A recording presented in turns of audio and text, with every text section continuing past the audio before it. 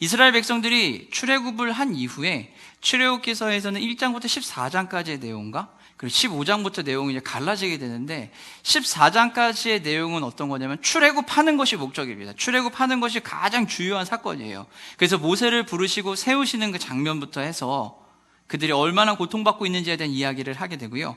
그리고 출애굽을 하도록 어떻게 해요? 하나님께서 어떻게 그들을 인도하시는지 보여줍니다.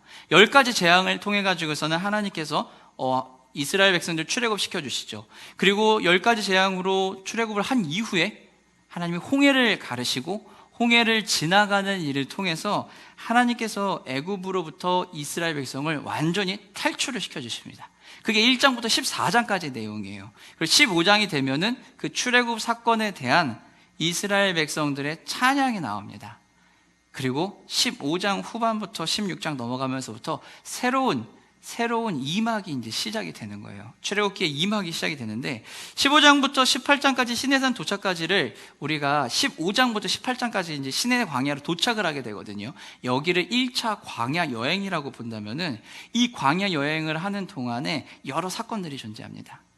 오늘 19장은 시내 광야에 이제 도착을 해요. 시내 광야에 도착을 해서 시내 광야에서 이제 하나님을 만나고 하나님의 언약을 받는 장면인데요. 여기까지 도착하는 데가 약 3개월이라고 하는 시간이 걸렸습니다. 약 3개월. 3개월이라고 하는 시간 동안 광야를 건너온 거죠. 15장부터의 내용을 살펴보면요. 16장에서 무슨 일이 벌어졌냐면은 만나와 메추라기 사건이 16장에서 나오고요. 배고파 죽겠다라고 고기 먹고 싶다라고 이제 하면서 만나와 메추라기 사건이 벌어집니다. 17장에 와가지고는 어떤 일이 벌어졌을까요? 만나와 메추라기를 먹었더니 이제는 이스라엘 백성들이 뭐라고 얘기하죠? 목말라 죽겠다라고 하면서 물을 달라는 무리바의 식수 공급 사건이 나오게 됩니다. 그리고 17장의 후반부에 가면 또 어떤 사건이 벌어지냐면요. 아말렉과의 전쟁하는 일이 벌어지게 됩니다. 그래서 아말렉과의 전쟁까지 다 마치고 나서 18장으로 넘어가면 이들이 광야로 들어가거든요. 그러면서 이드로, 이제 모세의 장인인 이드로를 만나게 됩니다. 이드로를 만나면서 이곳에서 무엇을 하냐면요. 이제 체계를 정비를 합니다. 지금까지는 모세가 혼자 모든 걸 다 해결을 했어요. 혼자 모든 걸 다 해결을 하니까 모세가 너무 힘든 거예요. 그래서 그것을 지켜본 이드로가 조언을 합니다. 조언을 해서 어떻게 하죠? 조직 체계를 이제 정비를 해서 조직을 가꿉니다. 그래서 뭐 이제 10부장, 50부장, 100부장 이제 세우죠. 그러면서 이를 분배를 하고 모세의 짐을 좀 덜어주게 됩니다. 그 후 모세와 이스라엘 백성들이 이제는 어떻게 해요? 그 이드로와 함께 있던 지역을 떠나 시내 광야로 들어오게 됩니다. 출애굽 후 3개월 만에 시내 광야에 이제 도착을 하게 된 거죠. 이스라엘 백성들에게 있어서 홍해 사건을 통해서 출애굽의 1차적인 위기는 아마 지나갔다고 생각을 했을 거예요. 그리고 이제 광야에 들어옴으로 인해서 이 만나와 메추라기 사건, 그리고 이제 무리바의 식수 사건 등 아말렉과의 전쟁을 통해서 자신들이 처한 위기 상황이 이제는 끝났다라고 느껴졌을 수도 있을 겁니다. 자신들의 위기 상황이 이제 끝난 것과 같은 1차적인 가장 초기의 위기가 끝난 것 같은 상황에서 시내 광야에 들어오게 되고 이 시내 광야에서 이제 무엇을 하죠? 장막을 치고 살기 시작해요. 이제 여기서 약간의 거주하기 시작하는 겁니다. 장막을 치고 체류하고 있을 때 이때 하나님이 모세를 부른 거예요. 하나님이 모세를 부르고 모세에게 말씀을 전하시는 겁니다. 왜 하나님은 이 타이밍에 모세를 부르시고 언약을 체결하셨을까요? 1차적으로 위기가 다 어느 정도 한 번의 위기가 지금 와버렸거든요. 이 위기가 왔는데 이 위기가 마무리되는 이 타이밍에 하나님이 이제 부르신 거예요. 제 안에 있던 질문은 무엇이냐면은 아니 아싸리 홍해를 가르고 건너 홍해를 도와 사건이 있은 후에 거기서 이스라엘 백성들이 찬양하고 할 때 만나와 메추라기 사건이 있기 전에 문제가 발생하기 전에 그때 모든 거를 다 해결하셨으면 언약식도 체결하고 하면서 앞으로 어떻게 할지 다 알려줬으면 문제가 좀 덜 일어나지 않았을까? 왜 한 번의 위기와 같은 그것이 벌어지고 난 후에 하나님은 이스라엘 백성에게 언약을 주셨을까? 우리가 항상 고민하는 부분이 이런 부분 아닌가? 하나님 요때 해결해 주셨으면 모든 게 해결됐을 텐데 왜 지금? 하필 왜 지금이었을까라는 거예요. 이스라엘 백성이 시내 광야에 도착했을 때 이때는요 약속의 땅인 가나안 땅에 들어가기 전입니다. 약속의 땅인 가나안 땅에 들어가기 전에 정찰도 해야 되고 하는 그 직전이 바로 지금 순간이에요. 하나님은 이스라엘 백성들과 언약을 맺으셔야 되는데, 이 언약을 맺는 거는 앞으로의 영원한 삶에 대한 약속이에요. 그리고 지금까지 그들에게 있었던 가려져 있던 것들을 다시 보게 만들어주는 시작이었다라는 겁니다. 이스라엘 백성들이 출애굽해서 광야에 오는 데까지 3개월이라는 시간이 걸렸습니다. 3개월이라는 시간은 어떤 시간이었을까요? 그들에게요, 정말 죽은 것 같은 아주 공포스러운 시간이었을 거예요. 그리고 이제 안전하게 광야라고 하는 이드로를 만나고 그 광야를 지나서 이제는 이제는요 안전함을 느낄 수 있는 시간이었습니다. 전쟁도 끝났죠. 무리바 식수 사건도 있었죠. 만나와 메추라기도 먹었죠. 그리고 아말렉과 전쟁에 승리도 했죠. 이제는 뭐가 될까요? 안전하다. 조금 위기가 지나갔다라는 생각이 들 때입니다. 요 타이밍에 요런 위기가 지나갔다는 요 느낌이 들 때 우리에게 뭐가 올까요? 우리에게 뭐가 들어오기 시작해요? 이 타이밍이 되면 우리에게 들어오는 것은 다른 게 아니라 나의 불편함이 올라오기 시작합니다. 나의 아픔이 올라오기 시작하고요, 내가 놓치고 내가 갖지 못한 것에 대한 미련이 오기 시작한다는 거예요. 광야는 어떤 곳일까요? 애굽으로부터 탈출한 곳이었어요. 출애굽 사건을 통해서 이제 이스라엘 백성들이 실제적인 삶에 이제 직면을 한 거예요. 근데 그 직면한 게 뭐예요? 익숙하지 않은 곳으로 왔고요, 그리고 안전하지 않은 불편하고 불안전한 위험이 있는 곳으로 오게 된 거예요. 애굽은 그들에게 있어서는 노예 생활을 했던 지역이었어요. 그러나 애굽은 어떤 곳일까요? 지난 긴 시간 동안, 아주 오랜 시간 동안 살았던 아주 익숙하고 자기에게 딱 맞는 옷과 같은 편안함이 있는 곳이었어요. 노예 생활에 대한 기억은 지금 이들은 싹 다 잊어버렸죠. 자기들이 노예 생활에 이제 기억이 안 나요. 그러나 그들에게 기억나는 건 뭐예요? 따뜻한 화롯불에 고기도 구워 먹고 군밤도 구워 먹고 고구마도 구워 먹던, 밤에 가족들과 식구들과 오손도손 함께 하던 그것들에 대한 기억이에요. 전쟁의 위험이 없던 그곳이 바로 애굽이에요. 이 애굽은 이스라엘 백성들에게는 아주 편안하고 안전한 곳이었다는 겁니다. 그들에겐 부족한 게 별로 없었죠. 물론 노예였어요. 그런데 그건 지금 잊어버렸습니다. 근데 광야에 딱 와서 장막을 치고 딱 사니까 뭐가 된 거죠? 부족한 게 막 보이는 거예요. 불편한 거예요. 잠을 자려고 해도 장막도 쳐야 되고 여러 가지 불편한 것들이 너무 많아요. 채워야 할 것들이 너무 많은 거죠. 결핍이 너무 많이 일어난 거예요. 지금까지 익숙함에 가려져 있던 자신들의 결핍된 것들이 막 보이기 시작하는 자리예요. 모든 것이 부족한 곳이 바로 이 광야입니다. 광야는 모든 게 부족해요. 먹을 것도 부족하고요, 잠잘 곳도 부족하고요, 그리고 전쟁의 위협도 있어요. 성벽이 없잖아요. 광야는 뻥 뚫려 있는 곳이잖아요. 성벽이 없기 때문에 자신들을 어떻게 보호해 줄 수 있는, 적으로부터 보호해 줄 수 있는 게 아무것도 없는 정말 위협에 그냥 직면해 있는 곳이 바로 이 광야예요. 이곳에 딱 오게 되니까 이제는 무엇이요? 자기에게 여태까지 가지고 있던 것, 그러나 지금 없는 것, 이게 보이기 시작한 거예요. 그러면서 익숙한 것이 없으니 불편해지기 시작한 거죠. 애굽에서 광야로 이동했다라는 것은요, 익숙함에서 불편함으로 갔다라는 수준이 아니었거든요. 원래는 애굽에서 광야로 가겠다는 것의 큰 의미는 어떤 것이었을까요? 노예 생활과 구속받고 억압받던 시절에서 이제 무엇으로 오게 된 거죠? 자유와 해방이 있는 시대로 온 거예요. 더 이상 억압받지 않아도 되고 더 이상 노예처럼 생활하지 않아도 돼요. 이제는 자유롭게 하나님을 찬양하고 자유롭게 자신의 삶을 살아가면 돼요. 해방을 누리는 삶이 바로 지금 애굽에서가 아니라 광야에서의 삶이에요. 그런데 이 자유와 해방의 자리에 딱 왔는데, 지금까지 눈에 가려져 있던 안대를 쓰고 있던 익숙함이라는 안대를 벗고 났더니 이 갑자기 빛이 막 들어오고 나니까 내 눈이 어떻게 된 거예요? 적응을 못하는 거죠. 자유와 해방에서 적응을 못하고 다시 익숙함이라는 안대를 뒤집어 쓰고 싶은 거예요. 보기 싫은 거예요. 왜냐하면 해야 할 것들이 많아지기 시작했으니까요. 광야는 애굽에서보다 훨씬 더 자신들이 해야 될 것도 많고, 그리고 분명하게 하나님의 도우심과 보호하심이 반드시 존재해야 하는, 그것이 필요한 곳이 바로 이 광야였다는 거예요. 그래서 이 광야에서 삶을 살아갈 때 이스라엘 백성이 가장 먼저 해야 되는 것은 무엇이었을까요? 하나님이 지금까지 어떻게 나를 구원하셨는지, 하나님이 나를 어떻게 보호하시고 인도하셨는지를 기억해내는 게 1번이었어요.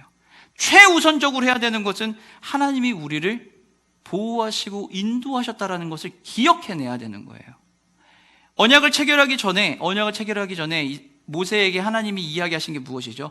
지금까지 어떻게 내가 너희들을 광야로 데리고 오면서 애굽에서 탈출시켰는지를 기억하라라는 거예요. 이 기억은 뭘까요? 10가지 재앙이겠죠. 홍해 도하 사건이겠죠. 이 놀라운 일들을 보면서 어떻게 하나님이 하셨는지를 기억하라는 거예요. 그리고 그 인도하심과 보호하심을 통해서 어디에 와 있는지 알라는 거예요. 이제는 자유와 해방의 공간인 바로 이 광야에서 우리의 진짜 삶을 살아가자는 거예요.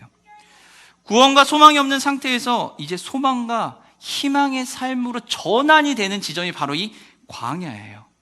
눈에 보이는 결핍된 것들은 너무 많지만, 그러나 이제는 그 결핍을 극복할 수 있는 하나님의 도우심이 있고, 그곳에서 여태까지 인도하신 그 하나님의 인도하심을 느낄 수 있는 공간이 바로 이 광야예요. 이곳으로 오면서 하나님이 얘기하시는 거예요. 내가 너희와 약속을 맺을 거야.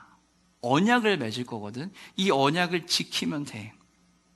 눈이 가려질 수 있을 때 가장 먼저 기억해야 되는 것이, 너희들이 해야 될 게 뭐냐면 바로 내가 어떻게 너희들을 구원했는지를 기억해내면 된다.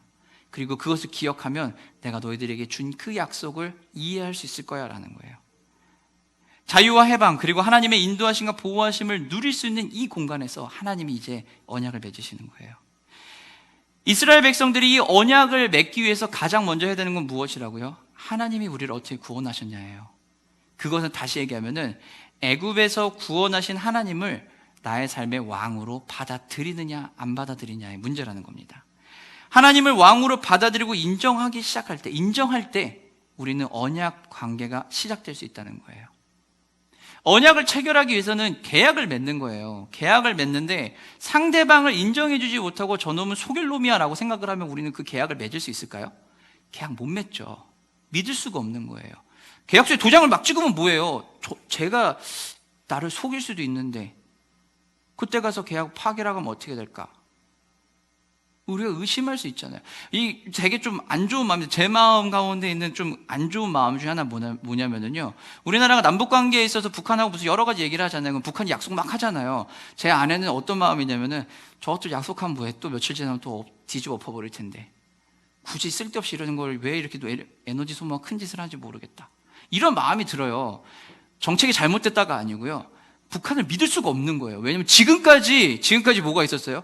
약속하고 파기하고, 약속하고 파기하고, 비핵화하겠다고 약속하고, 뭐 이제 통신소 했는데 갑자기 펑 하고 폭파시켜버리고, 좀 괜찮아지는 것 같더니 또 미사일 날려버리고, 그러면서 또 오늘은 뭐라고 얘기하고, 다음날 가면 또 말이 바뀌고, 믿을 수가 없는 거예요. 신뢰가 없다는 것은 계약을 맺을 수가 없는 거예요. 이스라엘 백성들이 하나님을 애굽으로부터 구원하신 하나님을 왕으로 인정하는 것은 하나님과 신뢰관계를 형성하는 것에서부터 시작이라는 거예요. 이게 인정이 돼야지 언약 백성이 될 수 있다는 거예요. 언약 관계의 시작은 바로 하나님을 왕으로 받아들이는 거예요. 그러면서 하나님은 이스라엘 백성에게 이야기하시는 거예요. 너희가 나와 언약 관계를 맺게 되면은 언약을 너희들이 준수해야 된다. 그리고 이 언약을 통해서 내가 너에게 복을 줄 것이야. 복을 줄 것이고, 이것을 하기 위해서 꼭 지켜야 되는 게 있어.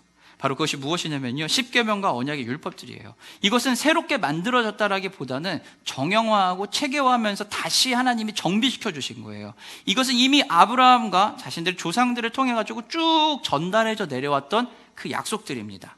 그 맺은 언약을 다시 이제는 정립시킨 거예요. 창세기 26장 5절에 보게 되면은요, 창세기 26장 5절에 보면, 이는 아브라함이 내 말을 순종하고 내 명령과 내 계명과 내 율례와 내 법도를 지켰음이라 하시니라 라고 얘기해요. 아브라함이 어떻게 했다고요? 말씀에 순종해서 명령과 규례와 율례와 법도를 지켰다라는 거예요. 바로 요 명령과 규례와 율례와 법도, 요 율례와 규례와 법도, 요것을 하나님이 다시 알려주시겠다는 거예요.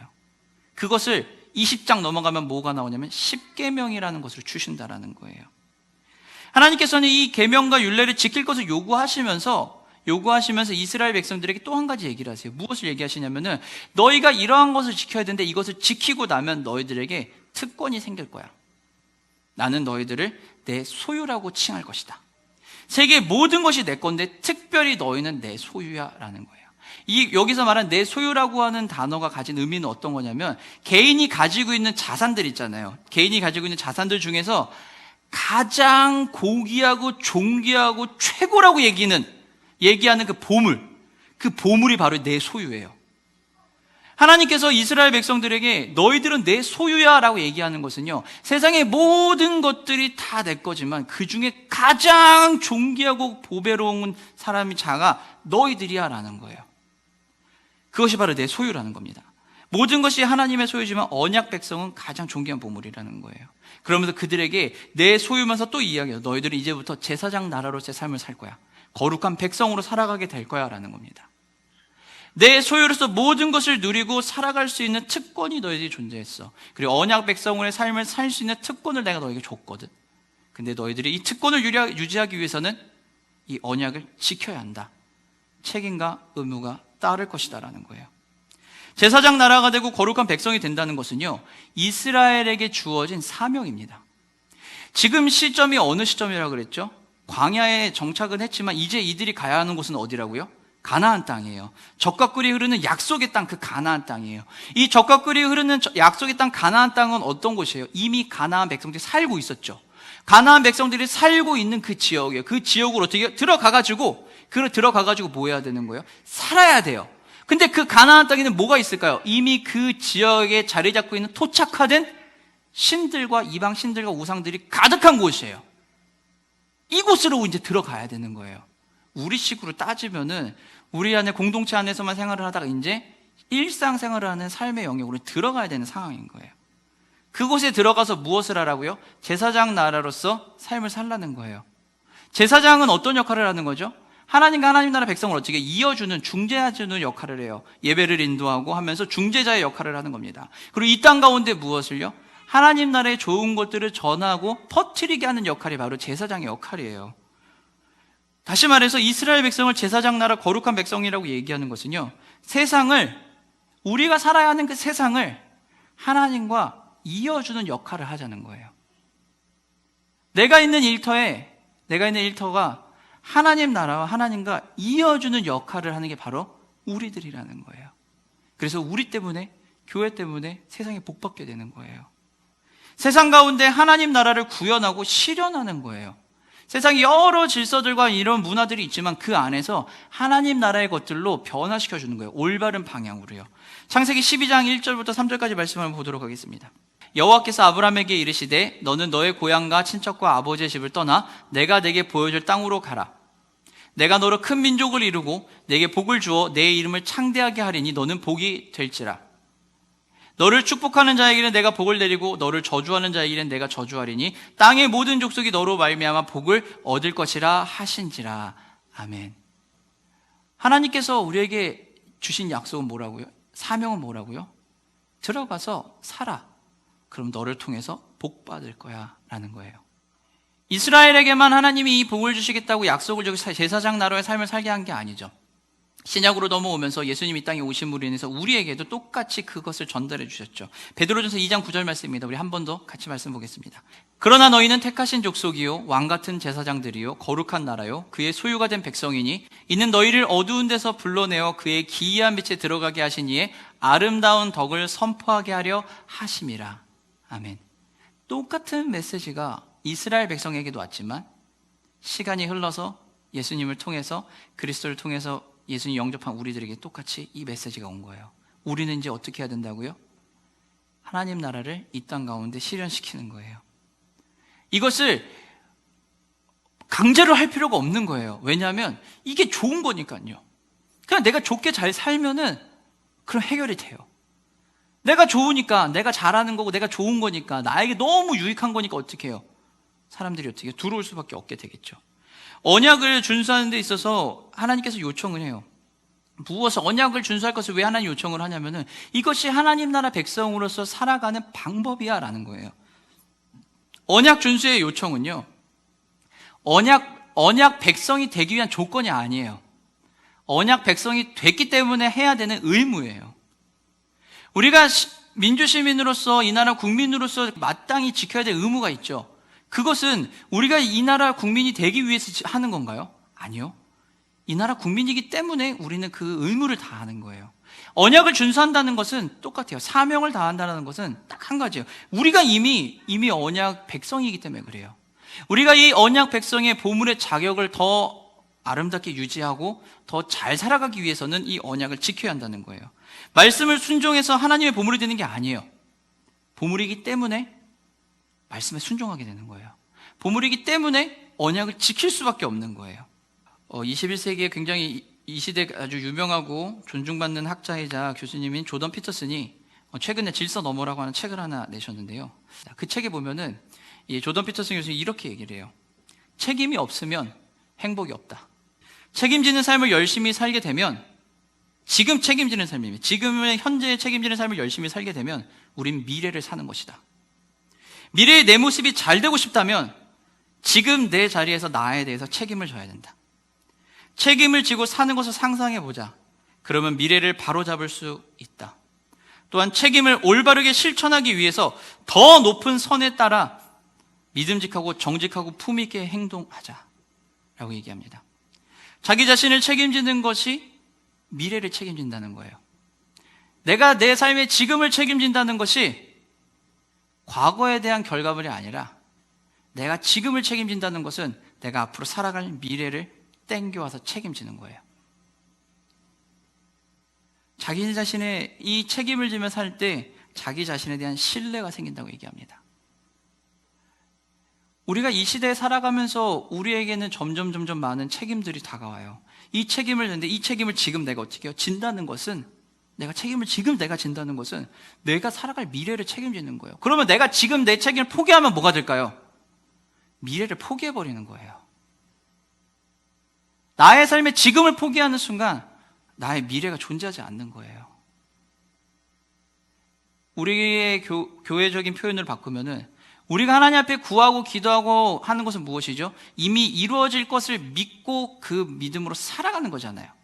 그건 뭐예요? 미래에 발생했다라는 것을 믿고 그 미래의 결과물을 가지고 지금 이 땅에서 살아가는 거죠. 내가 지금 여기서 그걸 살면은 미래는 어떻게 돼요? 결정돼 버린 거죠. 그게 믿음이잖아요. 조던 피터슨 이 학자는요, 그것을 책임이라는 단어로 바꿔서 얘기해 준 거예요. 내가 지금을 살면 내 미래가 결정된다는 거예요. 얼마나 놀라운 깨달음일까요? 우리가 지금 미래가 행복하길 원하면요, 내 지금의 삶의 행복을 누리며 살면 되는 거예요. 책임을 지는 거예요. 우리가 이 책임을 진다는 것은 결국 뭐가 될까요? 책임을 지고 의무를 준수한다는 것은요, 인간이 가지고 있는 기본적인 존엄성을 유지하며 살아간다는 거예요. 나를 존중하고 나의 존엄을 유지한다는 거예요. 여러분, 인간의 존엄성이란 어떤 걸까요? 그냥 착한 사람? 그냥 존중받는 건 이 정도 수준일까요? 존엄성이라고, 인간의 존엄성이라고 하는 것은요, 우리가 이 시대에 살아가는 문화 안에서 이 시대의 문화에 맞게 살아갈 수 있게 대접을 받는 것, 그것이 인간의 존엄성이에요. 2021년을 살아가는 데 있어서, 여러분, 2021년을 살아가는 데 있어서 우리 집에 만약 TV가 한 20년 된 게 있어요. 20년 된 게 있는데 20년 된 TV를 내가 지금 75인치 TV를 좋은 걸로 바꿨어요. 사치를 부리는 걸까요, 이게?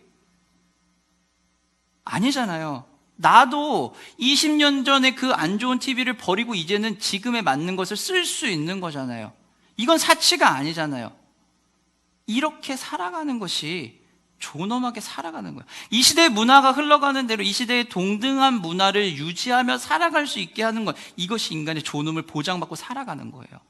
어떤 가정이, 어떤 가족이 한 번쯤은 외식하고 싶은 마음도 생기고, 한 번쯤은 영화도 같이 보러 가고 싶고, 한 번쯤은 좋은 옷도 입어보고 싶고 하는데, 그런 마음이 없는 사람이 존재할까요? 이 시대에 살아가면서요? 아니요, 없어요. 그것을 누리고 그것을 행하는 거예요. 그것이 인간의 존엄을 존중받으며 살아가는 겁니다. 누가 거기에 대해서 비난하겠냐고요. 어떤 사람이 나는 오늘 3끼 다 먹었어, 나는 오늘 삼시세끼 다 먹었으니까 나는 존중받을 만한 사람이야 라고 자랑할까요? 새끼 일부러 안 먹잖아요. 살찐다고. 살찐다고 일부러 저녁 건너뛰잖아요. 기름진 거 일부러 안 먹잖아요. 콜레스테롤 수치 낮춘다고. 건강한 식생활 유지한다고. 비건 하잖아요. 야채로 된 것들 먹잖아요. 일부러 그러잖아요. 누가 이 시대에 새끼 먹는 것으로 인간의 존엄을 존중받는다고 얘기하겠냐고요. 아무도 그러지 않는다는 거예요. 우리가 책임을 지고 의무를 준수하며 살아간다는 것은요, 결국은 인간의 존엄성을 보장받고 그 권리를 누리며 살아가겠다는 거예요. 이 시대가 살아가고 있는 그 방법에서 똑같이 동등하게 살아가겠다라는 것을 얘기하는 게 바로 우리가 책임을 지고 의무를 지는 삶이라는 거예요. 하나님이 이스라엘 백성에게 언약에 대해서 선포를 하시 언약식을 하겠다라고 얘기하시면서 이스라엘 백성에게 언약을 주셔요. 그러면서 이스라엘 백성에게 모세가 내려가서 전달을 합니다. 하나님께서 이렇게 얘기하셨다. 이렇게 얘기하셨는데 너는 이제 어떡할래? 라고 모세가 딱 물어보니까 이스라엘 백성들이 뭐라고 답하죠? 다 순종하겠다고 얘기합니다. 백성들이 모세를 통해서 하나님의 말씀에 반응하는 게 어떻게 하냐면 순종하겠다라는 거예요. 말씀에 대한 반응의 핵심은 순종하겠다라는 거예요. 그들은 하나님 앞에서 온전히 경배하며 하나님만 따르겠다라고 얘기한다는 거죠. 앞으로 가나안의 풍요의 신과 미혹의 신들이 어마어마하게 깔려있는 그곳에 들어가 살아야 되는데, 그곳에 들어가서도 내가 하나님만 따르겠다, 하나님의 말씀대로 언약 백성으로서 제사장 나라로 살아가겠다라고 다짐을 하는 거예요. 그래서 그들은 네 라고 대답을 합니다. 그런데 이 순종이라고 하는 것이요, 여러분, 어떤 걸까요? 단순히 네 라고만 얘기하면 순종일까요? 단순히 네 하면은 순종하는 걸까요? 아니요, 순종은 그런 게 아니에요. 순종의 의미는요, 잘 경청하고 잘 듣고, 일단 잘 듣고 그리고 그에 따라 행동하는 거예요. 잘 듣고 행동하는 거, 이게 순종입니다. 행동까지 옮겨져야 되는 게 바로 순종이에요. 이게 필요하거든요. 여러분, 시민과 대중의 차이를 여러분 혹시 아십니까? 시민의 정의를 보면 이렇게 얘기합니다. 비판적 사고와 합리적 의사결정 능력을 가진 상태에서 자발적이고 주체적으로 공적 정책에 참여하는 사람으로 대중과 구별되는 자, 약자를 바라보고 약자의 부당한 차별을 반대하고 문제점을 찾아 질문하고 더 이상 차별이 없도록 노력하는 것이 시민이고 그것이 시민의 역할이다라고 얘기합니다. 시민의 역할은요, 다른 게 아니에요. 시민의 역할은 비판적 사고를 하고 합리적인 판단을 해서 이 시대에, 이 사회가 잘 갈 수 있도록, 차별도 없고 불합리한 것들을 받지 않도록 옆에서 일을 하는 거, 그 삶을 살아가는 거, 그 사람들이 시민이라는 거예요. 그래서 잘못된 모습을 보면 어떻게 해요? 그것에 대해서 잘못됐다고 얘기할 수 있어야 된다는 거예요. 이게 시민이라는 거예요. 강성 시민 운동을 하는 사람들만 차별에 대해서 얘기하고 불합리에 대해서 얘기하는 게 아니라 시민이라면 모두가 다 해야 된다는 거예요.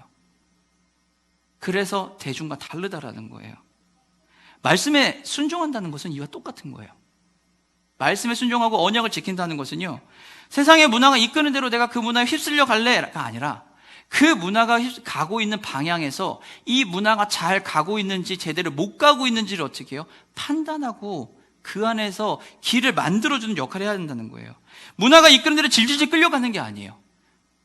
내가 그 일을 감당하려고 하다 보면 그 문화 안에서 견디는 게 힘들어지는 시기가 와요. 어려운 타이밍이 와요. 그 문화를 벗어나고 싶은 상황이 와요.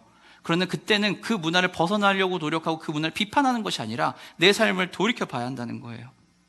질서 너머의 책의 조던 피터슨 교수님은요, 이 부분에 대해서 이런 예화를 들어요.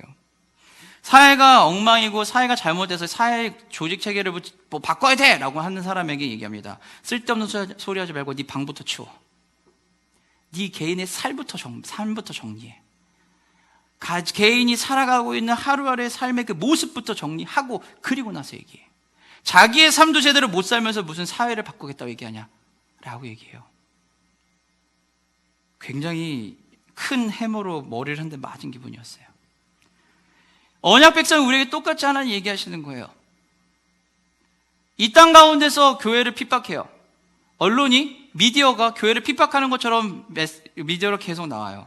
정부의 정책이 왠지 교회를 압박하는 것처럼 보여요. 분노가 일어나요. 화가 나요. 그것을 쏴붙이고 싶고 그러고 싶어요. 그럼 우리가 한번 여기서 하나님 말씀을 들어보는 거예요. 우리의 개인의 삶은 잘 살고 있냐라는 거예요. 하나님 말씀 앞에서 우리는 살아가고 있냐는 거예요.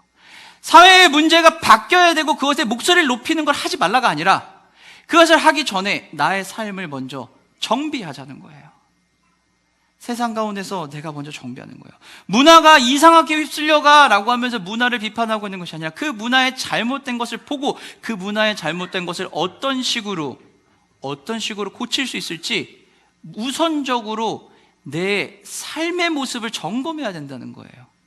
내가 말씀 앞에 겸허하게 살아가고 있는지, 내가 말씀 앞에서 하나님의 말씀에 순종하며 살아가고 있는지를 보는 거예요.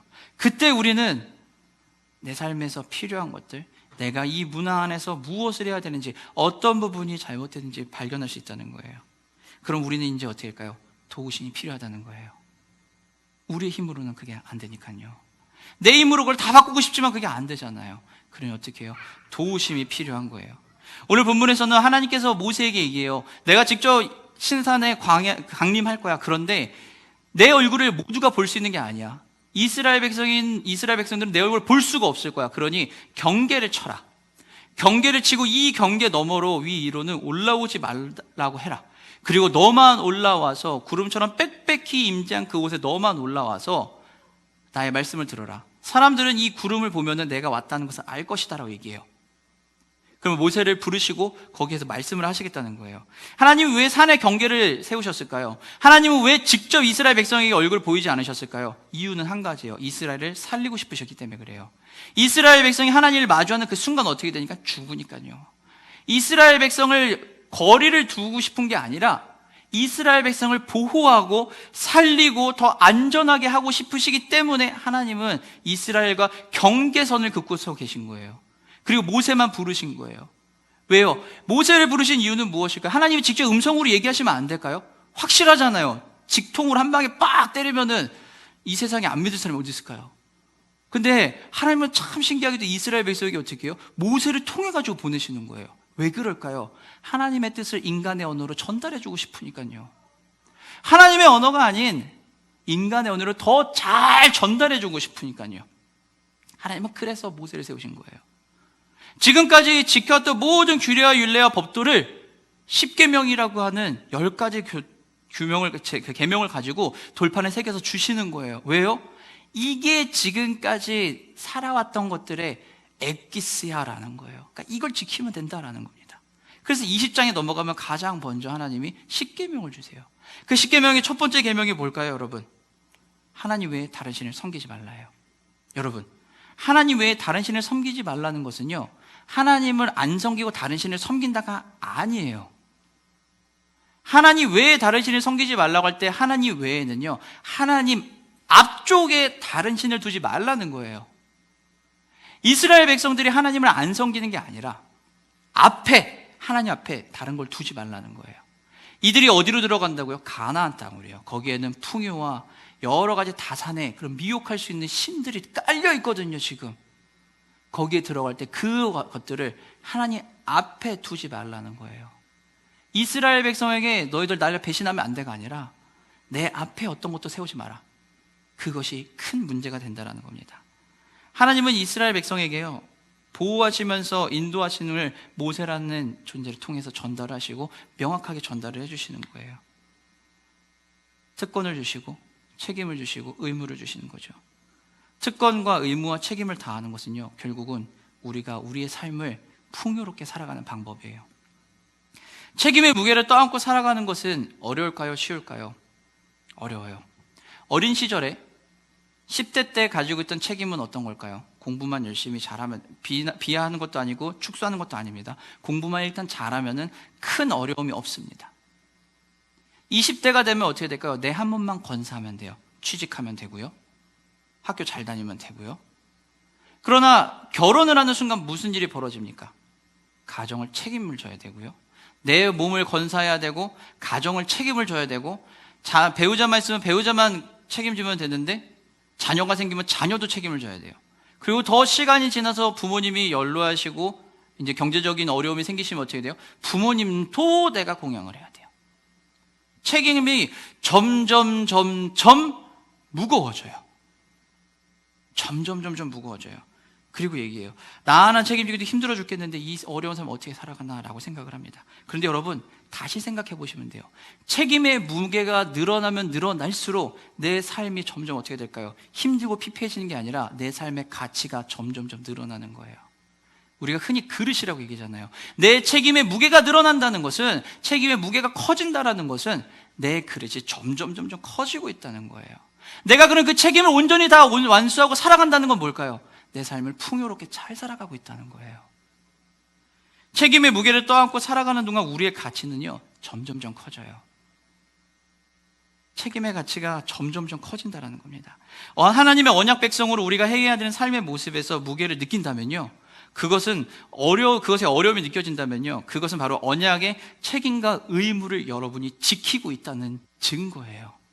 교회를 생각하고 교회 공동체를 바라볼 때마다 아픔과 힘듦과 이 공동체의 모습에 대해서 내가 무엇을 할 수 있을지 나의 책임에 대해서 더 느끼신다면은 이것이 지금 여러분이 공동체를 통해서 하나님이 주신 언약 백성으로서의 책임과 의무를 다하고 있다는 증거예요.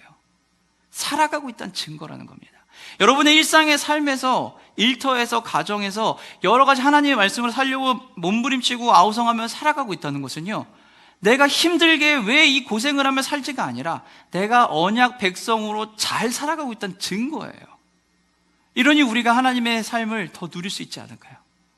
하나님이 우리에게 주시는 것은요, 책임을 떠안고 살아가는 동안에 너가 한번 고생 좀 해봐라 이놈아! 이게 아니라 이만큼 책임이 늘어났다는 것은 이만큼 너의 가치가 커졌다는 거다. 이만큼 책임이 늘어났다는 것은 이만큼 너의 그릇이 커지고 언약 백성으로서 이만큼 잘 살고 있다는 거다 라는 것을 하나님 우리에게 알려주시는 거예요. 책임을 떠안고 살아가는 동안 우리는요, 우리 자신과 더 면밀하게 접촉하게 돼요. 나의 존재를 더 보게 되는 거예요. 그래서 우리는 구하는 거예요. 나의 힘으로 안 되니 이제 누가요? 우리에겐 모세가 없잖아요. 하지만 우리에게는 모세보다 더 확실한 예수 그리스도, 그분이 계시다라는 겁니다. 언약은 지키는 삶을 살아가려고 노력하는 노력을 통해서 우리는 우리 자신과 더 가까워지고 우리는 더 예수님을 통해서 하나님 앞에 나아갈 수 있는 거예요.